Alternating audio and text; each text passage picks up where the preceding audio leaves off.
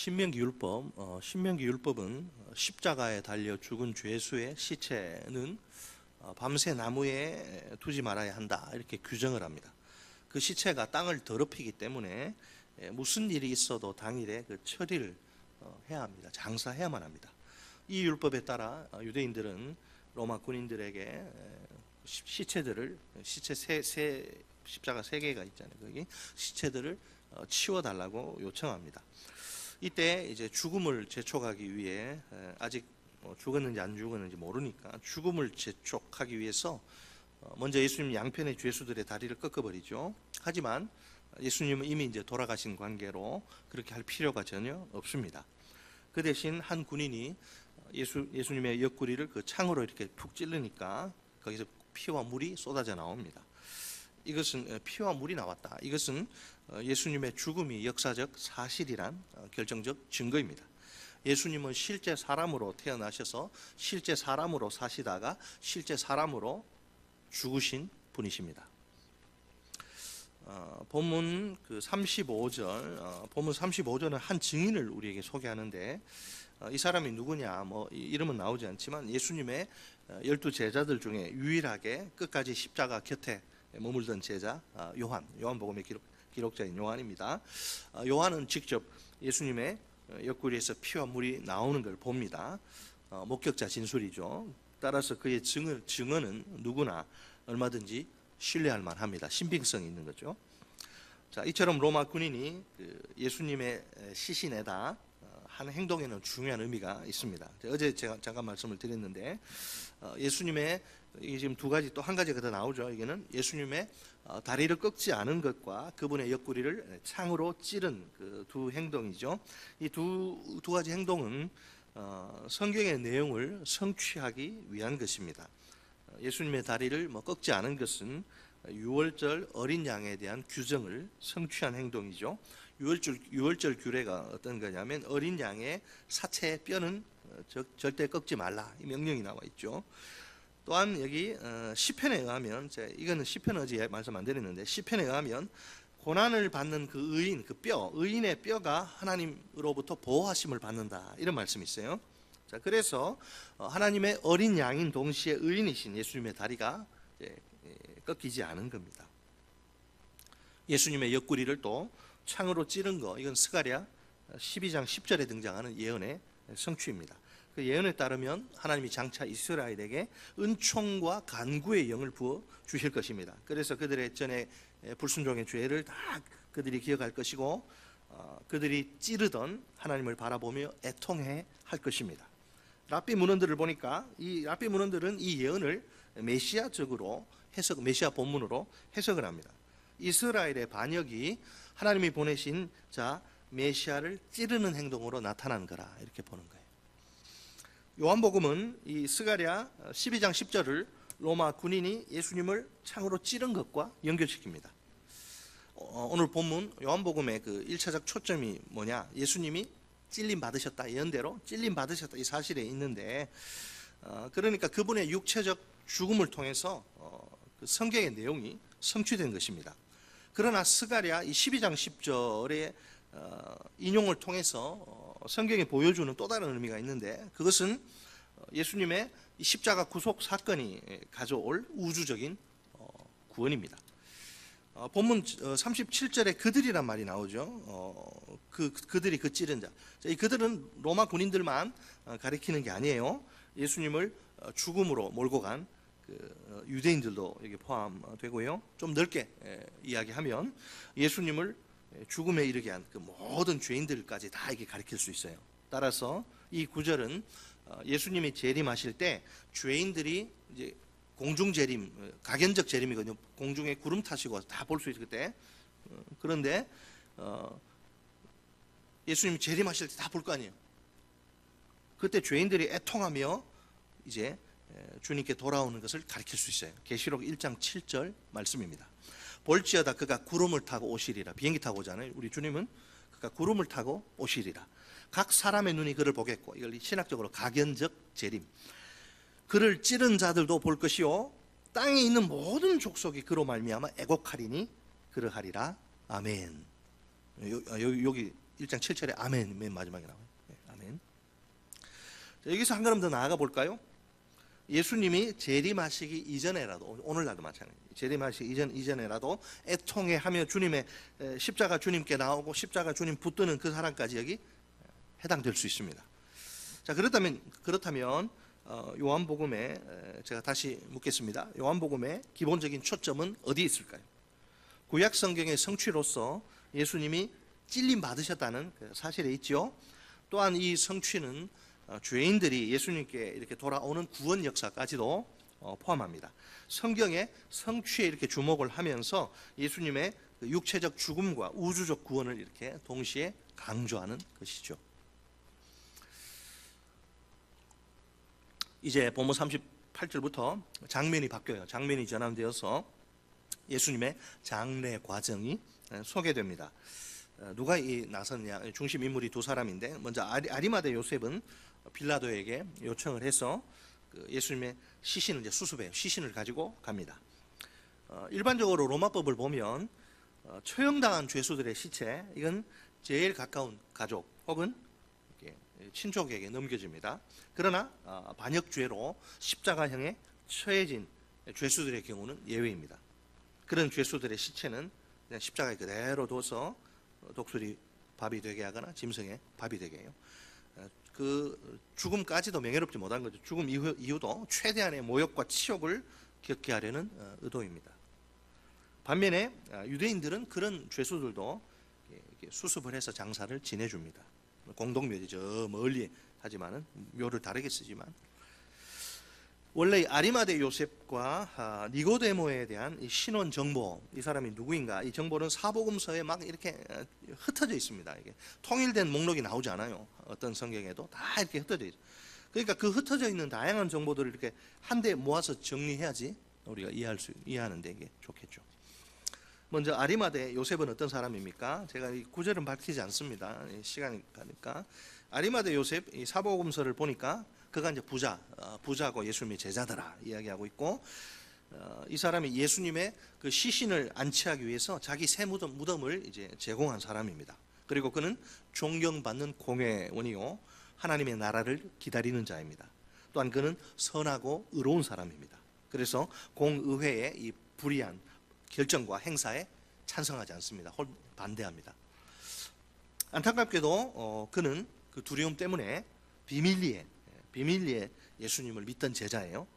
하지만 이제는 담대히, 지금 이 본문 여기서는 아주 담대히 빌라도에게 나아가서 예수님의 시신을 달라고 요구합니다. 변화된 거죠. 이런 그의 변화는 그의 믿음의 성장을 우리에게 보여줍니다. 불신에서 숨기는 믿음에서 당당히 드러내는 믿음으로 성장한 것입니다. 여러분, 믿음은 자라는 것이고 자라야 됩니다. 믿음은 정체되는 게 없어요. 믿음은 정체라는 게 없어요. 퇴보하거나 성장하거나. 하나님이 주신 은혜의 방편들을 잘 활용을 해야지, 가만히 있으면 교회만 다닌다고 믿음이 성장하는 거 아니에요. 내가 노력을 해야 돼요. 자, 안타깝게도 그는 그 두려움 때문에 그 신신을 달라고 요구해서 이제 믿음의 성장을 우리에게 보여주는데, 사실 이게 무슨 아리마다 요셉만의 문제는 아니죠. 요한복음에도 보면 두려움 때문에 이제 믿음을 이렇게 숨기는 자들의 모습이 나오는데 이게 낯설지 않습니다.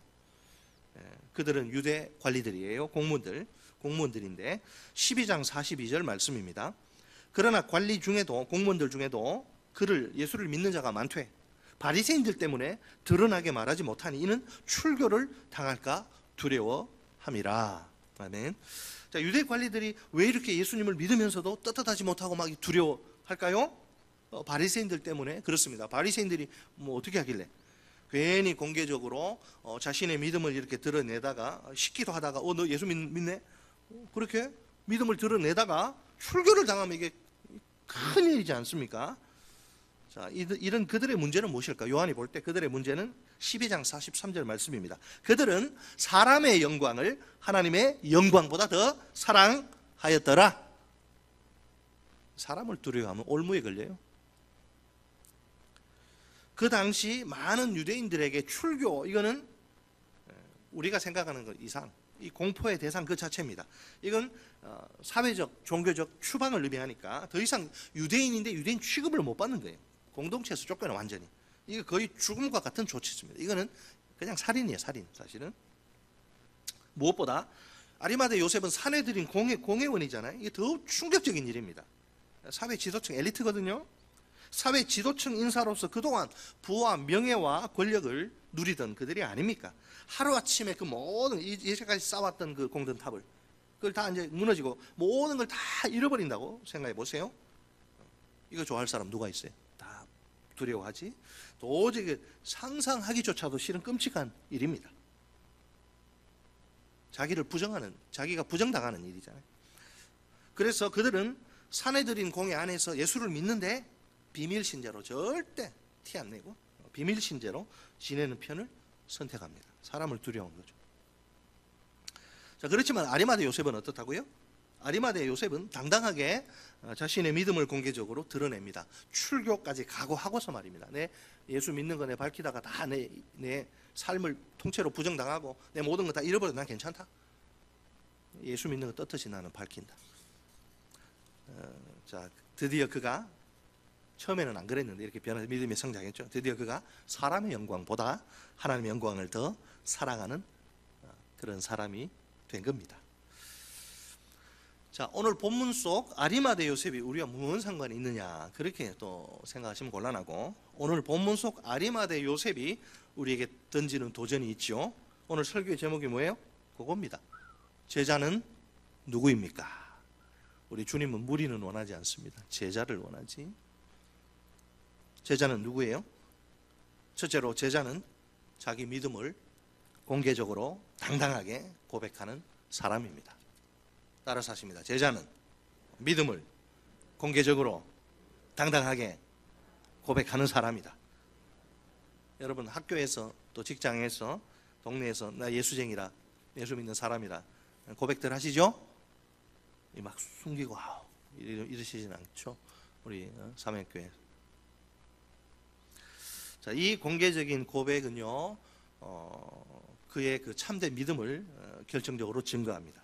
그러니까 공개적인 고백은 내 참된 믿음의 열매입니다. 참된 믿음이 있으면 반드시 고백하게 돼 있어요. 만약 어떤 사람이 21세기에 어떤 사람이 교회 다니는 사람이 있는데 학교든 직장이든 동네에서 비밀 그리스도인으로 산다. 이런 사람 있죠. 그럼 어떨까요? 우리 주님 보시고 주님이 뭐라 그러실까요? 자기가 예수 믿는 것을 감추고 쉬쉬하며 사는 거예요. 사람들 있을 때는 시기도도 안 해. 혼자 있을 때는 하지 몰라도. 주변인들이 그 사람이 예수 믿는지 통 몰라요. 말을 안 하니까 전혀 티 안 내고 사니까 어떻게 알겠어요? 알 리가 없는 거예요. 물론 그렇게 사는 데는 여러 가지 비유, 사실은 변명이고 핑계인데 있어요. 아니 땐 굴뚝에 연기 납니까? 확신이 부족한 거예요. 확신이 부족한 게 문제입니다. 공개적으로 자신의 믿음을 사람들 앞에서 고백할 자신이 없는 거예요. 만약 그랬다가 자신에게 몰아칠 후폭풍이 두려운 거죠. 불이익, 손해, 왕따 이런 걸 감당할 용기가 없는 거예요. 이런 믿음을 우리 주님이 참된 믿음이라고 인정하실까요? 판단은 여러분께 맡기겠습니다.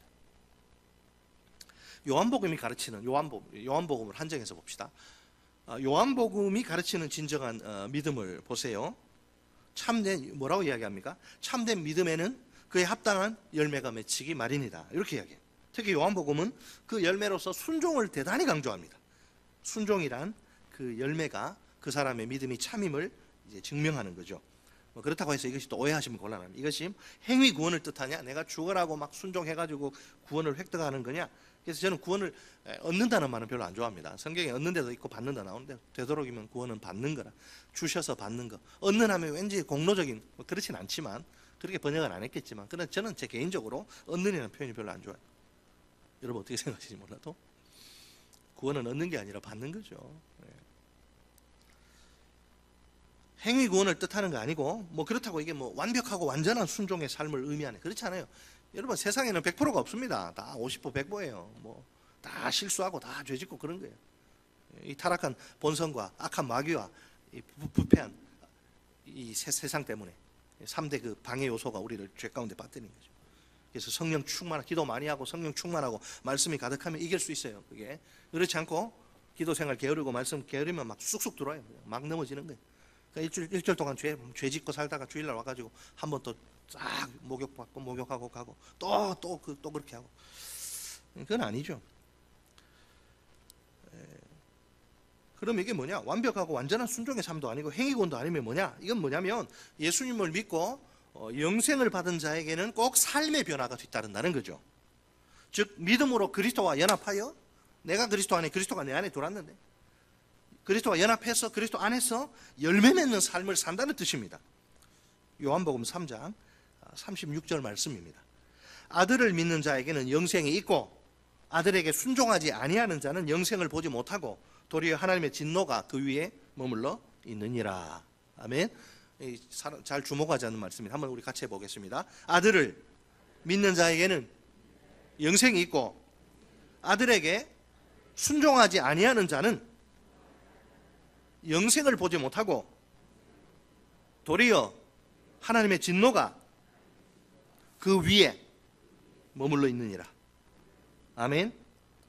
좀 이상하죠? 아들을 믿는 자에게는 영생이 있고 아들을 믿지 아니하는 자는 영생을 보지 못한다. 이래야 되는데 아들을 믿는 자에게 영생이 있고 아들을 믿지 않는 자가 아니라 순종하지 않는 자. 뭐예요? 아들을 믿는 자는 아들에게 순종하는 자란 말이에요. 순종하지 않으면서 예수 믿는다 거짓말이에요. 아들을 믿는 자는 반드시 아들에게 순종하는 자입니다. 물론 100%는 아니에요. 100% 할 수는 없지만은 이 트렌드, 트렌드 경향성 자체가 어떻게 하면 내가 말씀대로 순종할까? 이 중심의 동기, 욕구가 있는 거죠. 아들을 믿는 자는 아들에게 순종하는 자입니다. 반대로 그러면 아들에게 순종하지 않는 자는 아들을 믿지 않는 자예요. 주님이 직접 하신 말씀이에요. 그러니까 믿음이 곧 순종인 거죠.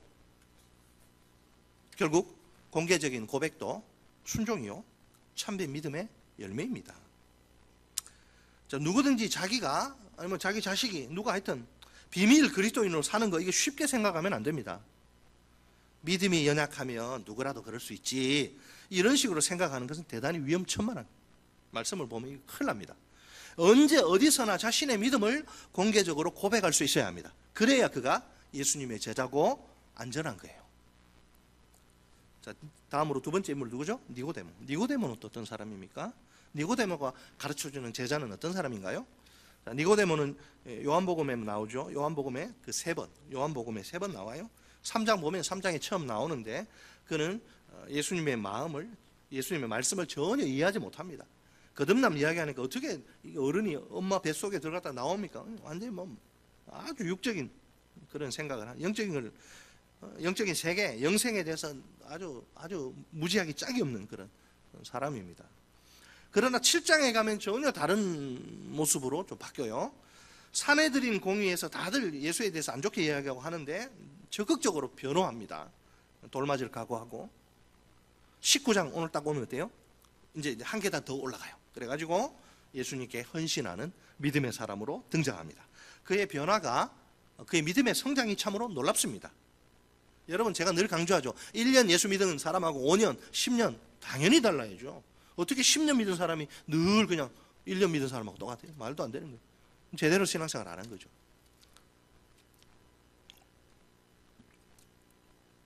여러분, 우리가 한 달을 믿어도 1년을 믿어도 제대로 믿어야 될 거 아니에요? 예수님이 그 붙잡히실 때 도망친 제자들, 도망가서 뭐 했을까요? 이 사람 참 또 자기들끼리 모여 있어. 도망친 제자들이 그냥 뿔뿔이 각자 도생한 것 같은데 또 자기들끼리 모여 있는데 그 모습과 비교해 보세요. 20장 19절 상반절 말씀입니다. 이날 곧 안식 후 첫날 저녁 때에 제자들이 유대인들을 두려워하여 모인 곳에 문들을 닫았더니, 문 꼭꼭 닫고 막 불빛 새 나가고 커튼 닫히고, 그냥 우리 예전에 뭐 등화관제 훈련할 때 막 불빛 새 나가면 위에서는 막 크게 보이잖아요. 그러니까 싹 닫았고, 우리 뭐 등화관제 모르는 세대들도 있겠지만 명색이 제자들인데 보세요. 명색이 제자들인데 유대인들을 두려워해서 문을 잠그고 꼭꼭 숨어 있다니요. 뭐 숨바꼭질 하는 것도 아니고. 도대체 제자들이 어쩌다 이 지경으로 망가진 걸까요? 믿음이 아주 그냥 바닥 수준까지 떨어진 거네요. 지하실, 바닥도 아니고 지하실까지. 여기가 맨 밑바닥인 줄 알았는데 지하실도 있네. 반면에 니고데모는 그들과 달라도 너무나 다릅니다. 그렇죠? 로마의 반역자요, 유대인의 적대자인 예수님을 위해서 나서다니요. 그것도 로마 당국의 권력에 의해서 정치범으로 몰려 반역죄로 몰려 그 십자가형에 처해 죽은 죄수가 아닙니까? 그럼에도 불구하고 위험을 무릅쓰고 예수님의 무덤을 찾은 겁니다. 동서고금을 막론하고 세상 인심, 여러분 세상 인심이라는 게 원래 다 그렇습니다. 내가 잘 나갈 때는 인기가 있고 주가가 막 높으면 주변에 사람들이 많이 모입니다. 뭐 떡고물이라도 먹으려고. 하지만 사형수가 되어서 형장의 이슬로 사라지는 경우 이야기가 달라지죠. 뭐 빈소도 없겠지만 그런 경우에는 만약 빈소가 차려진다 그렇게 가정할 때 얼마나 썰렁한지 몰라요. 예전에는 그렇게 그와의 막 친분을 과시하던 사람들도 태도가 완전히 돌변합니다. 행여나 괜히 그냥 얼쩡대다가 잘못 엮이면 곤란하니까 빈소 찾지 않죠. 니고데모나 아리마대 요셉이나 다 유대 좀 전에 말씀드렸지만 유대 지도 계층에 속한 사람들이 우리나라로 치면 국회의원 정도 되겠네요. 당연히 뭐 엘리트라고 할 수 있으니까 그 정도 머리는 있어요. 머리가 기본적으로 있어요. 그들은 어딜 가더라도 사람들의 눈에 확 띄는 편입니다. 그렇죠? 예수님의 장례를 나서서 주관한다. 이건 그들에게 상당한 위험을 감수해야만 하는 일입니다. 그러나 여러분, 헌신이 뭐예요? 헌신은 안전할 때만 하는 게 아니죠. 헌신은 위험을 무릅쓰는 용기 있는 행동입니다. 자, 이제 니고데모는 예수님의 시체 높임말이 시신이죠. 예수님의 그 시신에 바르기 위해 향수를 가지고 옵니다. 본문 39절을 보면 오직 요한복음만이 니고데모가 감당한 역할을 언급합니다. 아리마다 요셉과 같은 공의회 회원인 그는 모략과 침향을 가지고 옵니다. 100리트라, 이게 무게 단위인데 리트라가 100리트라의 무게 거의 30kg. 여러분 30kg 뭐 완전 군장입니까? 뭐 어느 정도 무겁죠. 향수 여러분 몰약 침향 그거 30kg 이거는 어마어마한 거예요. 이게 한 개인의 이렇게 필요하지 않아요. 조금만 있으면 돼요. 한 개인의 장래에 필요한 양치고는 이게 말이 안 되는 이게 엄청난 양입니다. 이 정도로 많은 양의 이 몰약 이 침향 이건요 그날의 최고의 그 높은 사람 왕의 장례식 때 사용되곤 합니다. 왕의 신분으로서 죽으신 예수님을 암시한다고 볼 수 있죠. 엄청난 물질적 헌신입니다. 자, 이렇게 할 필요 없거든요, 사실은. 자, 이번에는 니고데모가 우리에게 던지는 도전이 있죠. 제자는 누구입니까? 둘째로 제자는 하나님께 아낌없이 헌신하는 사람입니다. 손 떨고 막 인생, 아이고 하나님 앞에 뭐 하면서 막 떨고 막. 그는 제자가 아닙니다. 따라서 하십니다. 제자는 하나님께 아낌없이 헌신하는 사람이다. 믿습니까? 네. 자, 니고데모는 우리에게 물질 헌신을 보여줍니다. 자, 우리가 어떻게 아낌없는 헌신의 자리로 나아갈 수 있을까요? 주님의 은혜를 깊이 체험하는 것이 결정적으로 중요합니다. 그러기 위해서는 어찌하든지 주님을 단순히 머리로 지식적으로가 아니고 주님을 인격적으로 만나야 합니다. 그 만남 속에서 복음을 진정으로 터득을 해야 돼요. 복음을 진정으로 깨달아야, 십자가 피의 복음을, 죽음의 그 복음을 진정으로 깨달아야 합니다. 그럴 때 주님의 은혜에 푹 빠져서 감격할 수 있습니다. 그 풍성한 은혜를 확실히 기억하고 주님께 아낌없이 헌신할 수 있습니다. 그러므로 헌신은 아무나 할 수 있는 게 아닙니다. 그냥 교회 나와서 신앙생활 하면서 세월만 가면 그냥 하는 게 아니에요. 오직 은혜 받은 사람만이 할 수 있는 게 헌신입니다. 솔직히 우리가 기억해야 할 것이 하나 있습니다. 주님과 우리의 그 관계에 대한 중요한 내용. 여러분, 관계는 항상 책임과 의무가 발생하는 거예요. 관계는 부자지간이든 스승과 제자든 주님과 우리의 목사와 양 마찬가지고 주님과 우리의 관계에 대한 이 중요한 내용인데 이 관계는 일방 통행식이 아니라 양방 쌍방 통행식이라야 한다는 거죠. 관계는요 서로 잘해야 돼요. 한쪽만 잘하고 제가 늘 잔소리 같아서 그런데 그럼 완전히 해바라기 그냥 이 사람은 거들떠 보지도 않는데 이 사람은 계속 그게 무슨 정상적인 관계입니까? 그런 관계가 오래 가겠어요? 보통 우리는 저도 마찬가지고 우리는 주님께 요구사항이 참 많아요. 이것도 필요하고 저것도 필요하니 이것도 주시고 저것도 주세요. 오늘은 이것 주시고 내일은 저것 주시고 모레는 또 그거 주세요. 뭐 이런 모습 자체가 문제는 아니니까 충분히 그럴 수 있습니다. 정작 우리를 향한 주님의 요구, 주님이 우리를 요구하시거든요. 거기에 대해서는 내가 어떨까요? 주님께 대한 내 요구사항과 비교하면 정말 부끄러울 정도로 관심이 부족한 게 사실입니다. 주님이 내게 뭘 원하시나 별로 관심 없어요. 오로지 내가 어떻게 하면 주님께 좀 더 많이 받을까? 사실은요, 주님도 우리에게 요구사항이 아주 많습니다. 우리만 많은 게 아니에요. 주님한테. 주님도 얘야, 너 나를 위해서 이것도 좀 하고 저것도 좀 하고 그것도 좀 하거라. 그러나 우리는 다 자기중심적이라 가지고 우리는 주님께 요구할 게 너무 많아가지고 주님의 요구 눈에 잘 그게 안 돌아요. 마치 철없는 자녀와 같습니다. 보통 미성년자 시절에는 저도 그랬고 누구나 다 그래요. 부모에 대한 요구사항이 얼마나 많은지 모릅니다. 이거 해달라 저거 해달라. 예전에 오래된 이야기인데 그 노스페이스 무슨 패딩 우리 청소년들 사이에 유행하는데 그게 엄청 고가였잖아요. 40만 원 이래가지고 등골 브레이크 이래가지고 그거 다 우리 집 같으면 어떻게 해서 그거 다 사주면 40만 원씩 등골이 빠진다. 등골 브레이크 이런 이야기. 이거 해달라 저거 해달라. 그게 나쁜 거 아닙니다. 그죠? 다 그런 거지 당연한 거지. 애들이 어디 가서 직장 생활에서 돈을 법니까? 우리 어린 애들이. 근데 만약 결혼했어. 여러분 자녀들이요.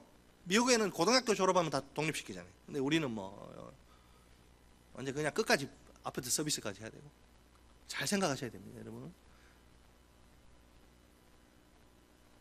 남자가 그 부모 떠나 여자 만나서 결혼하고 그 떠남이거든요. 결혼이란 게. 그래서 이제 자녀가 경제적으로 정서적으로 독립하는 게 그게 결혼이에요. 많은 경우에 묶여 있습니다. 경제적으로 정서. 부모가 결혼했는데도 그냥 그게 좋을까요? 결혼을 해서 나이가 40이 넘었어요. 제가 누구 가리키는 거 아니에요? 또 상상하지 마세요. 또 이거 목사님 이번에 어느 구에 누구냐 이렇게. 결혼해서 나이가 40이 넘었는데도 수시로 부모에게 손을 벌리네. 지가 벌어서 먹여야 되는데 돈을 벌려. 그렇다고 부모에게 잘하는 또 그런 자식이 부모한테는 잘 안 해. 또 참 희한해. 자기가 그냥 아쉬울 때만 찾아오고 전화하고 평소에는 그냥 명절 아니면 얼굴 보기조차 힘듭니다. 근데 대통령 만나기보다 더 힘들어. 바쁘다는 핑계로 전화 한 통 없습니다. 용돈 같은 거 제대로 받아본 적도 없어요. 세상에 이런 자식 좋아할 부모가 어디 있을까요? 그래도 목사님 저는 좋습니다. 그런가요? 우리가 여러분 사랑하는 자녀를 위해서 물질을 사용할 때 어떻습니까? 대학 등록금 해줘야죠. 또 그죠? 원룸 살면 또 원룸 월세, 용돈 막 다 주지 않습니까? 내가 할 수 있는 한에서. 결혼할 때가 되면 또 어떻습니까? 하나라도 더 해주고 싶어가지고 무진장 애를 씁니다. 부모는 당연하죠. 자, 그처럼 자녀에게 줄 때 막 손이 벌벌 떨면서 아까워. 그 생각 듭니까? 전혀 아깝다는 생각 들지 않습니다. 정상적인 부모라면. 그 이유가 무엇입니까? 내 자식이라 내 새끼라 사랑하기 때문에 그런 거예요. 우리 하나님 어떠실까요? 우리에게 뭘 주실 때 아까워가지고 손 막 벌벌 떨면서 아이고 아까워하십니까? 그런 적은요 이제까지 단 한 번도 없었고 지금도 없고 앞으로도 쭉 없을 거예요. 아낌없이 다 주십니다. 주님은 아낌없이 주시는 나무예요. 이미 가장 소중한 독생자까지 내어주신 우리 아버지가 아니십니까? 그래서 우리가 늘 하나님의 뜻대로 구하기만 하면 뭐든지 다 주세요. 온갖 좋은 은사와 선물이 위로부터 빛들의 아버지께로부터 오는 거예요. 좋은 거 받기 원하면 주님 앞에 나와 기도해야지. 내가 벌어서 마련은 아니에요. 좋은 건 다 주님이 주셔서 받는 거예요. 우리가 그 통로가 기도지. 뭐든지 다 주시는데 그것도 아주 자린고비처럼 아주 인색한 마음으로가 아니라 넉넉한 마음으로 펑펑 주세요. 그 이유가 무엇입니까? 우리가 하나님의 자식이라 그분의 새끼라 사랑하시기 때문에 그런 거예요. 여러분 창세기 22장에 기록된 하나님의 마음을 잘 보여주는 유명한 사건 아브라함의 헌신을 생각해 보세요. 하나님의 아브라함에게 내가 사라의 몸을 통해 이제 자녀를 줄 거고 걔를 통해서 민족을 이룰 거야. 하늘에 그 별과 같이 바다의 모래같이 네 자손이 무수하게 퍼질 거야. 그런데 하나님이 갑자기 아브라함에게 도저히 이해할 수 없는 명령을 내리십니다. 걔 죽이래요. 어떻게 죽이느냐? 내 아들, 내 사랑하는 독자 이삭을 번제로 드리라. 여러분, 유대교에는요 인신 제사가 없어요. 인신 공양, 인신 제사 없어요. 사람 죽여서 하나님께 바치는 거 없는데 인신 제사라는 거예요. 번제, 죽여서 불태워 바치는. 뭐예요 이게? 이방인들이 하는 건데 하나님이 요구하시다. 왜 하나님이 아브라함에게 이런 말도 안 되는 충격적인 명령을 내리신 걸까요? 그 이유는 단 하나, 그를 테스트하시기 위해서입니다. 아브라함이 하나님을 가장 사랑하는지 확인하시려는 목적이 있는 겁니다. 몰라서 그런 게 아니에요. 전지하시는 아시지만 눈으로 확인하고 싶은 거예요. 결코 쉽지 않은 일이죠. 아브라함에게. 아브라함은 어때요? 하나님 너무하시네. 뭐 말이 돼요? 나 못합니다. 나 못해요.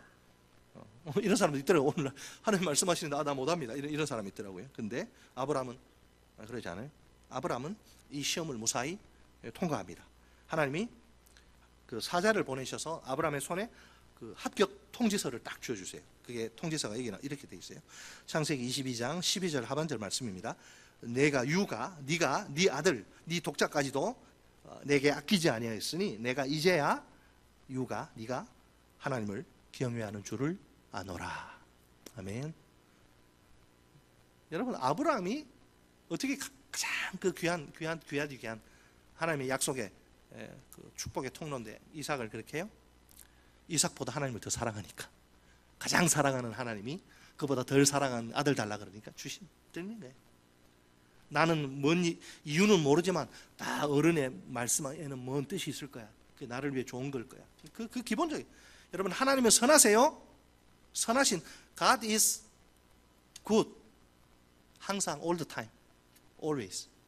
하나님은 항상. 아브라함. 만약 아브라함을 테스트하신 하나님이 우리는 테스트 안 하실까요? 오늘 우리를 테스트하신다면 어떨까요? 하나님이 내게 가장 소중한 것을 자기에게 바치라고 명령하시는 상황입니다. 과연 우리 가운데서 누가 아낌없이 하나님 그렇게 우리에게 하셨던 것처럼 누가 아낌없이 하나님께 바칠 수 있을까요? 어떻게 하면 내가 이 하나님의 명령에 순종할 수 있을까요? 하나입니다. 하나님을 최고로 제일로 사랑해야 가능한 일입니다. 내가 가진 소중한 그 어떤 것보다 하나님을 더 사랑해야 순종할 수 있습니다. 결국 헌신의 동기는 물질이고 시간 다 포함돼요. 헌신의 동기는 사랑인지라 하나님을 사랑하는 사람만이 헌신할 수 있습니다. 감사하게도 우리는 얼마든지 하나님께 아낌없이 헌신할 수 있습니다. 하나님이 보여주시잖아요. 미리 모범을 보여주셨잖아요. 이미 하나님이 최고로 소중한 예수님을 우리에게 아낌없이 주셨기 때문입니다. 내가 너희에게 내 목숨과 같은 아들 예수를 아낌없이 준다.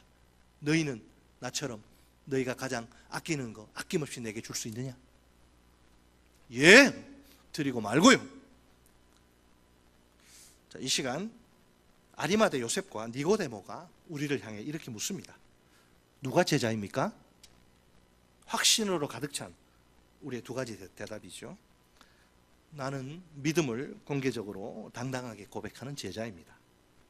나는 하나님께 아낌없이 헌신하는 제자입니다. 따라서 해볼까요? 마지막으로 나는 믿음을 공개적으로 당당하게 고백하는 제자입니다. 나는 하나님께 아낌없이 헌신하는 제자입니다. 믿음의 고백대로 우리 같이 살 수 있기를 바랍니다.